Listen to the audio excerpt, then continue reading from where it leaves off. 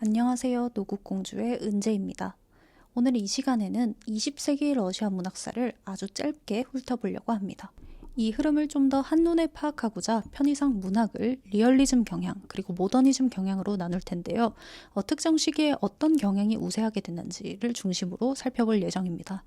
왜냐하면 기본적으로 20세기 러시아 문학사는 이 두 경향의 끊임없는 경쟁 그리고 상호 영향 속에서 발전했기 때문입니다. 그렇다면 리얼리즘 문학, 모더니즘 문학 이게 뭐냐? 짧게 말하자면 리얼리즘 문학은 현실을 그려내는 문학입니다. 그럼으로써 사회와 인간 사이의 관계를 탐구하는 문학이에요. 반면에 모더니즘 문학은 현실보다는 작가 자신이 가진 세계, 이것을 그려내는 데 주안점을 둡니다. 그렇기 때문에 리얼리즘 문학보다 조금 더 실험적이고 혁신적인 언어를 사용한다는 게 특징적입니다.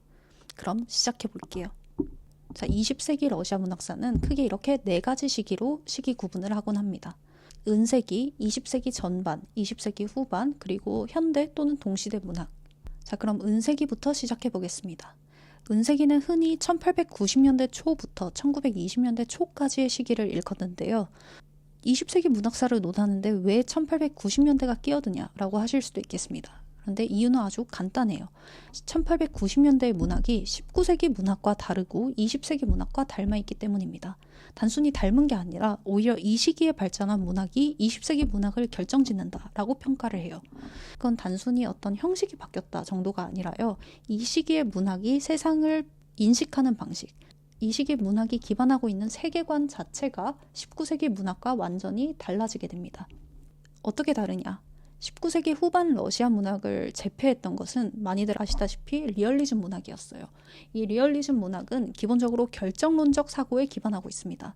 짧게 얘기하자면 이 세상의 모든 사건들은 기본적으로 인과관계에 의해 결정되어 있다라는 생각이에요. 그래서 만약에 한 소설 속에서 A라는 사건이 일어난다면 그 소설은 그 A라는 사건이 왜 일어났는지, 어떤 상황과 환경이 A라는 사건을 만들어냈는지를 탐구합니다. 왜냐면 그 이전의 어떤 요인들로 인해서 A라는 사건이 일어난 게 너무 명확하다고 보니까요. 여기서 볼 수 있듯이 기본적으로 결정론적 세계관은 명확한 하나의 진실, 하나의 진리가 있다라고 믿습니다. 이러한 믿음은 19세기 후반에 이르러 흔들리게 됩니다. 그리고 사람들 사이에는 과연 한 가지 명확한 진리라는 것이 가능한가? 라는 의문이 싹트게 되는데요.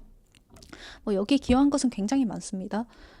아인슈타인의 상대성 이론 큰 불을 붙였고요. 정신분석학에서의 무의식의 발견, 그리고 니체 철학으로 대표되는 신에 대한 믿음의 상실, 그리고 유럽 전역을 휩쓸었던 어떤 정치적 혼란, 이런 것들이 있는데 여기서는 다 다룰 수 없지만 한 가지 확실한 점은 이 19세기 후반의 사람들이 단 한 가지의 진리가 부정되면서 굉장히 큰 불안감을 느꼈다는 점입니다. 왜냐하면 지금 그동안 이 사람들이 의지했던 신 역시 부정되기 시작했죠. 그리고 나라 역시 지금 혁명 전야에 굉장히 혼란스러운 상태이죠. 그런 상태에서 이 사람들이 거의 세상이 곧 종말하는구나 라는 정도에 이를 정도의 불안감이 휩싸였다는 것입니다. 그러던 와중에 1890년대 초 러시아의 일부 작가들이 아예 리얼리즘을 공개적으로 공격해버립니다. 그러면서 리얼리즘은 더 이상 우리의 이 새로운 세계를 반영하지 못한다라고 선언을 하는 거죠. 이게 은세기의 시작입니다. 이 작가들은 사람들이 세계를 받아들이는 방식이 변화한 만큼 문학의 언어 역시 달라져야 된다라고 생각을 했어요. 그러면서 많은 시인들, 많은 작가들이 이 새로운 언어를 개발하기 위해서 골몰합니다. 굉장히 많은 문학적 실험들과 시도들이 이루어지는데요. 이 실험들이 이루어진 시기를 통틀어서 은세기라고 합니다. 우리가 19세기 하면 푸시킨, 톨스토이, 도스토옙스키 막 이렇게 각각의 사조에서 한두 명의 거장을 뽑을 수 있잖아요. 그런데 은세기는 춘추 전국시대라고 보시면 돼요. 너무 뛰어난 작가들이 굉장히 많이 등장을 하는데 작가들이 저마다 속한 사조와 스타일이 다르고 그래서 사실 비교하는 게 좀 어려울 정도로 빛나는 별들이 많이 탄생한 시기다라고 얘기를 하곤 합니다. 이 은세기를 연 것은 상징주의라는 사조입니다. 상징주의는 기본적으로 우리가 살아가는 이 현실 너머, 우리 눈에 보이는 이 세계 너머에 진짜 세계가 있고 진리는 거기에 있다라고 보는 입장인데요. 이 상징주의에서는 문학이 단순히 그냥 현실을 모방하거나 작가 세계를 그리는 것에 그치는 게 아니라 바로 진리가 있는 저 세계와 이 세계를 매개하는 역할을 문학이 해야 된다라고 보는 입장입니다. 그래서 예를 들어서 시 속에 있는 한 가지 단어는 그냥 그 단어를 읽는 것만으로 저 세계를 우리 눈앞에 보여주는 상징이 되어야 된다 라고 하는 거예요. 살짝 종교적이고 신비주의적인 요소가 분명히 있습니다. 상징주의의 전성기는 그렇게 오래 가진 못해요. 그럼에도 불구하고 이 상징주의에 반발해서 굉장히 많은 사조들이, 은세기의 사조들이 나오게 돼요. 확실한 것은 이 사조들이 다 상징주의를 의식해서 나왔다는 점입니다. 자, 이 상징주의로부터 시작된 은세기의 미학적 시도들을 가리켜서 예술적 혁명이 일어났다라고 얘기를 하는데요. 왜 단순히 실험이나 시도가 아니라 혁명이라는 이름까지 붙일 수 있냐? 이 시도들이 20세기 내내 이어지는 미학적 의식 그리고 문학적 언어 근간을 이루게 된다라고 평가하기 때문입니다. 그것이 무엇이냐? 첫째, 리얼리즘 문학에서 중요했던 줄거리의 중요성이 떨어지고 이제 문학에서 이미지가 중요해지기 시작합니다. 둘째, 어떤 한 가지 사실을 설명하는 데 있어서 하나의 관점을 부정하고 다원적 관점, 여러 가지 관점을 그리기 시작합니다. 셋째, 리얼리즘 문학에서는 기본적으로 예술이란 현실을 모방하는 것이다 라고 봤잖아요. 근데 반면 20세기 문학에서는 예술이 이제 더 이상 현실의 부차적인 존재로서 현실을 모방하는 게 아니라 예술은 그 자체로 진정한 하나의 현실이 됩니다. 현실만큼 진짜인 것. 왜냐하면 우리가 지금 위치한 이 세계의 현실이란 게 기본적으로 불안한 것이 됐으니까요. 은세기의 대표 주자들을 뽑자면 국내에 그 단행본이 있는 작가들 위주로 최대한 얘기를 할게요. 상징주의에서는 알렉산드르 블록, 안드레이 벨리, 그리고 퓨도르 솔로구프 정도가 있겠고요. 아크메이즘이라는 사조에서는 안나 아흐마토바라는 시인이 있습니다. 미래주의자로는 마야콥스키가 있고요. 어느 한 사조에 속하지 않지만 은세기의 작가로서 미학적 시도에 큰 기여를 한 작가로 미하일 꾸즈민 등이 있습니다. 자, 지금껏 살펴보았듯이 이 은세기는 정말 모더니즘의 피크라고 보시면 돼요. 그런데 이 19세기 비판적 리얼리즘을 모더니즘이 완전히 몰아낸 것 같지만 중요한 것은 20세기 내내 사실 러시아 문학에서 리얼리즘은 더 이상 사라질 만한 존재감이 아니에요. 계속해서 남아있습니다.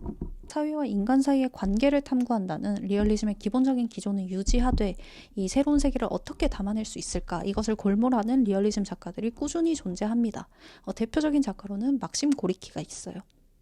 자, 그렇게 은세기가 차차 저물다가 1917년 러시아 혁명이 일어나고 연이어 내전이 일어나게 됩니다. 1920년대 초에 이르러서는 새로운 문학의 시기가 찾아오게 되는데요. 이 시기가 어떻게 은세기와 달라지게 되냐면 크게 두 가지를 볼 수 있을 것 같아요. 첫째로 일단 은세기에 활동했던 많은 작가들이 망명을 가게 되고 그러면서 문학의 세대 교체가 일어나게 됩니다. 1920년대 새로 등단을 하게 되는 작가들이 많이 생겨요. 그리고 둘째로는 이게 지금 사회주의 혁명이 일어난 상태잖아요. 완전히 다른 세계가 열리는데 지금 이 국토가 황폐화됐죠. 네로라 하던 작가들 많이 빠져나갔죠. 이 문학이 필요로 하는 새로운 요구가 생겨납니다. 정말 제로에서부터 시작하는 새롭게 창조된 세계를 어떤 문학의 형식으로 담아낼 수 있을까? 이것에 대해 작가들이 고민을 하게 돼요. 이러한 문학적 요구 속에서 은세기와는 이제 작가들이 달라졌지만 굉장히 많은 문학적 실험들이 또 이뤄집니다. 이 시기는 특징적으로 시보다는 소설이 확실히 흥하게 되기 때문에 산문 위주로 좀 살펴보도록 하겠습니다. 제가 방금 은세기가 모더니즘적 경향의 절정이었지만 그럼에도 리얼리즘은 계속해서 존속하고 있었다라고 말씀을 드렸잖아요. 이 리얼리즘이 1920년대에 이르러 다시 부상을 하게 됩니다. 그러면서 모더니즘과 그 20세기 그 어느 때보다 치열한 경쟁을 해요. 리얼리즘은 리얼리즘인데 19세기의 리얼리즘과는 조금 달라졌어요. 이것을 일컬어서 신리얼리즘이라고 하기도 합니다. 어떻게 달라지냐? 19세기 리얼리즘에서는 기본적으로 인간은 환경 안에 속한 존재, 환경이 인간에게 영향을 미치는데 여기 이제 1920년대 작가들은 물론 인간은 환경에 영향을 받는 존재지만 동시에 이 인간이 환경에 적극적으로 개입을 하면서 세계의 변화와 창조에 적극적으로 참가를 하게 됩니다. 그리고 19세기 소설에서는 분명 인간은 특정한 역사적, 사회적 상황 속에 항상 늘 위치해 있어야 됐는데 1920년대 소설에서는 소설 속의 그 시간이 갑자기 신화적인 시간으로 확장이 되기도 해요. 자, 이 리얼리즘 경향의 대표적인 주자로는 아까 고리키 계속해서 열심히 작품 활동을 하고 계시고요. 그 외에 또 미하일 숄로호프 이 시기 작가입니다. 그 외에 페딘, 파데예프, 리디아 세이플리나 같은 작가들이 있는데 사실 이 20세기 초소련의 리얼리즘 소설들은 국내 숄로브와 고리키를 제외하고서는 번역이 많이 안 돼 있는 상태예요. 자, 한편 시는 어느 정도 주춤하지만 산문에선 계속 모더니즘 전성기를 구가하고 있는데요. 이 시기 모더니즘적 경향의 소설에서는 인상주의와 표현주의가 있다라고 얘기를 하곤 합니다. 인상주의는 작가가 세계를 인식하는 순간을 포착하는 것, 있는 그대로 표현하는 것, 여기에 주안점을 두고요. 표현주의는 작가가 인식하는 세계를 완전히 신화적으로 재창조하는 것을 얘기를 합니다. 이 모더니즘적 경향의 대표적인 작가로는 보리스 필냐크, 미하일 불가코프, 이사크 바벨, 자мя찐이 있습니다. 이 네 작가 모두 국내에서 비교적 번역이 잘 되어 있는 편입니다. 여기 이러한 꽃피기 시작한 문학적 실험들에 약간 그림자가 드리워지기 시작합니다. 사실 소련은 어느 정도 예상을 하셨을 텐데 1917년부터 이미 출판법을 만들어낸 상태였어요. 그러니까 어느 정도 정부가 이 문학 작품에 대해 개입할 여지가 있었던 거죠. 그런데 이게 1920년대까지만 해도 그렇게 검열이 세진 않았습니다. 그런데 1929년에 어떤 일이 벌어지냐. 인상주의 산문의 대표 주제였던 필야크, 그리고 표현주의 산문의 대표 주제였던 자мя찐 둘 다 전 러시아 작가 동맹에서 퇴출시켜버립니다. 사실 필야크는 당시 회장이었는데 필야크도 아예 해임을 시켜요. 그리고 이 전 러시아 작가 회의를 자체를 해산시켜버립니다. 이 사건은 이제 정부가 문학에 적극적으로 개입하겠다. 이거를 아예 노골적으로 보여준 사건이에요. 자, 그러면서 20년대에 빛나던 시도들이 점점 저물기 시작하고 신리얼리즘도 사회주의 소비에트 리얼리즘으로 대체되기 시작합니다. 이 사회주의 리얼리즘은 많이들 알고 계실 텐데요. 소련 정부가 요구하는 이 소비에트의 찬란한 미래, 찬란한 현실을 그려내는 소설입니다. 여기에 등장하는 주인공들은 기본적으로 그 찬란한 미래 건설에 적극적으로 참여하는 인간으로 등장합니다. 그러면서 소련의 문학은 크게 세 가지 하위 체계를 가지게 됩니다. 첫째로 국내에서 공식 출판되는 공식 문학, 그리고 아까 혁명과 내전을 거치면서 많은 작가들이 국외로 나갔다고 했잖아요. 그러면서 망명 문학이 형성됩니다. 우리나라에서 정말 인기 많은 나보코프 망명 문학으로 분류를 하기도 하고, 러시아 작가 중에 최초로 노벨 문학상을 받은 이반 부닌 역시 사실 망명 작가였죠. 네. 한편 소련 정부의 입맛에 맞는 문학을 창작하지 않지만 해외로 나가지 않은 작가들도 여전히 남아있죠. 그러면서 비공식 문학, 지하 문학이 형성됩니다. 여기서 짚어야 할 점은 반드시 한 명의 작가가 하나의 하위 체계에만 속해 있지 않다는 점입니다. 대표적으로 보리스 파스테르나크를 들 수 있겠는데요.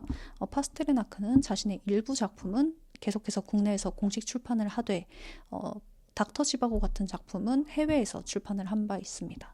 사회주의 리얼리즘만이 소련에서 허용되게 되면서 사실상 이제 모더니즘과 리얼리즘 둘 다 어느 정도 좀 고난의 길을 겪게 됩니다. 아니, 사회주의 리얼리즘인데 왜 리얼리즘도 고난을 겪는다고 하냐라고 하실 수 있겠는데요. 기본적으로 사회주의 리얼리즘은 현실을 탐구하고 사회와 인간 사이의 관계를 탐구한다는 리얼리즘의 기본 기조를 갖고 있지 않아요. 리얼리즘이라는 이름은 가지고 있지만 사회주의 리얼리즘은 현실이 아니라 꿈꾸는 현실, 이렇게 돼야만 하는 찬란한 현실을 그립니다. 그래서 리얼리즘의 변종, 정말 돌연변이라고 볼 수 있죠. 그리고 점점 사회주의 리얼리즘은 1930년대, 40년대를 거치면서 교조화되고 이제 자기 복제를 계속하는 그런 단계에 이르게 됩니다. 자, 그렇게 약 20년의 시간이 지나고 소련 문학에 드디어 하나의 큰 전환점이 찾아옵니다. 1953년 스탈린이 사망한 사건인데요.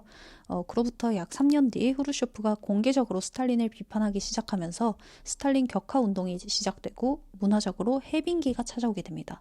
이 스탈린 통치기 때 얼어붙었던 어떤 사회가 드디어 녹기 시작했다라는 의미에서 해빙인데요. 자연스럽게 이 스탈린 통치기 때 출판되지 못하고 지하에 숨어 있어야만 했던 수많은 문학 작품들이 또 이 시기 때 출판이 됩니다. 대표적으로 바벨, 만델슈탄, 필약 등의 소설이 이 시기 때 출판이 되고요. 그런데 또 한편 단순히 옛날에 써져 있던 작품들만 출판하는 게 아니라 새로운 문학 작품들도 이제 창작이 되겠죠. 사회주의 리얼리즘이 저물고 이제 새로운 종류의 문학들이 등장하기 시작하는데, 이 시기 등장한 소설들이 안고 있던 사명은 무엇이었냐? 문학이 러시아의 역사적, 문화적 정체성을 찾아내고 규정해야 된다라는 요구였습니다. 굉장히 오랜 시간 억압적 통치를 겪었죠. 거기다가 1940년대 초에는 세계 제2차 대전으로 너무 많은 사망자가 일었죠. 이러던 와중에 사실상 이 소련 시민을 하나로 묶어주는 우리 소련 시민의 정체성이 무엇인가, 이거에 대해서 제대로 답해주는 어떤 문화적인 중심점이 없었단 말이에요. 왜냐하면 사회주의 리얼리즘이라는 제대로 현실을 파악하지 못하는 어떤 사조가 너무 오랫동안 독점을 하고 있었으니까. 그러면서 주류를 이루게 된 어떤 장르들이 생기는데요. 공식 문학이 제일 먼저 밀었던 장르는 농촌소설이었습니다. 농민들의 삶과 현실을 바탕으로 철학적인 문제들을 담아내는 소설이었는데, 이 장르를 통해서 어떤 농민, 민중의 영혼을 발견하고 휴머니즘적인 가치들을 회복할 수 있을 것이다 라고 생각해서 당시 좀 인기가 있었던 장르였습니다. 대표적으로는 바실리 슈크신, 발렌친 라스푸틴 등이 있는데요. 이 농촌소설이 사실 우리나라에서는 제가 알기로 번역이 거의 안 됐습니다. 그리고 농촌소설 외에 전쟁소설과 수용소 문학이 또 발달을 합니다. 두 장르 다 좀 반스탈린적인 경향을 띠고 있고, 극한의 상황을 통과한 소련 시민들의 어떤 공통적인 역사적 경험, 이런 것을 담아낸다는 점에서 당시에 또 발전했던 장르들입니다. 이 전쟁소설과 수용소설은 비교적 농촌소설에 비해 우리나라에서 좀 활발히 번역이 되고 있는 상황입니다. 전쟁 문학은 대표적으로 일단 알렉산드르 솔제니친 있고요. 바실리 그로스만이 있습니다. 그리고 수용소 문학으로는 전쟁 문학을 쓰기도 했던 솔제니친이 있고요. 바를람 샬라모프라는 작가도 우리나라에 번역된 적이 있습니다. 이 세 가지 좀 주요 장르들 외에 공식 문학의 어떤 지시를 받지 못하지만 자라나고 있던 또 하나의 무시할 수 없는 장르가 있었는데, 바로 도시소설입니다. 지금 소련 도시를 살아가는 젊은이들의 현실을 있는 그대로 보여주겠다. 어떤 휴머니즘적 가치 이런 것을 내세울 생각도 없고, 정말 그냥 무기력해진 우리의 현실을 담겠다라고 하면서 당시 도시 젊은 작가들 위주로 꾸려진 그룹이라고 볼 수 있는데요.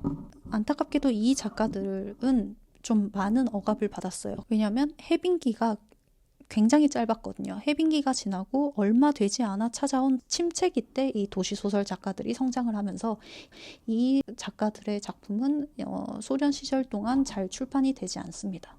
이 도시소설 작가들의 소설은 우리나라의 일부가 번역이 됐어요. 유리 트리포노프의 작품 한 권이 번역이 되어 있고, 도블라토프라는 작가의 소설은 여러 권 번역이 되어 있는 상황입니다. 이 20세기 후반에는 전체적으로 리얼리즘적 경향이 완전히 우세하게 됩니다. 모더니즘적 경향은 사회주의 리얼리즘 이후에는 확실히 그 이전만큼의 전성기에 다시 도달하지 못하는 상황에 이르게 되는데요. 그럼에도 남아는 있습니다. 우리나라에도 번역된 바 있는 예로피에프의 모스크바발 페투시키행 열차와 같은 작품에서 그 모더니즘적 경향이 문학에서 여전히 사라지지 않는다라는 것을 확인할 수 있습니다. 그리고 1980년대 말 드디어 소련이 개방됩니다. 페레스트로이카와 글라스노스트가 이뤄지면서 소련 시절 내내 억압받았던 엄청나게 많은 수의 작품들과 작가들이 복원되고 복권됩니다. 이 시기 출판된 것이 솔제니친, 플라토노프 등입니다. 이렇게 옛날 작품들이 출판되는 동시에 또 많은 새로운 작가들이 등장을 하겠죠. 그러면서 정말 90년대 초의 출판 시장은 너무너무 어지러웠다고 합니다. 그런데 이 시기 새롭게 등장한 작가들은 특정 사조로 정리될 수 있는 구심점이 없었다라고 얘기를 해요. 지금 너무 오랫동안 억압받았던 어떤 사조들이 다시금 회복이 되고 있는 상황이잖아요. 그래서 오랫동안 등장하지 않던 은세기의 흔적들도 다시 등장하고, 아니면 리얼리즘적 경향 발전해서 등장하고, 당연히 포스트 모더니즘적인 경향을 띠는 작가들도 있었고, 이런 식으로 엄청나게 다양한 사조들이 하나로 모일 수 없이 공존하고 있었던 시기가 90년대라고 합니다. 그리고 이제 2000년대 진정한 현대 동시대 문학으로 넘어오게 됩니다. 지금까지 20세기 러시아 문학사를 아주 간략하게 살펴보았습니다. 이 전체를 짧은 시간 안에 개괄해야 된다는 어떤 부담 때문에 좀 설명이 부족했던 부분들이 있을 텐데, 각각의 시기, 그리고 특정 작가들, 특정 작품들에 대한 얘기는 앞으로의 영상에서 조금 더 구체적으로 얘기를 할 수 있었으면 좋겠습니다.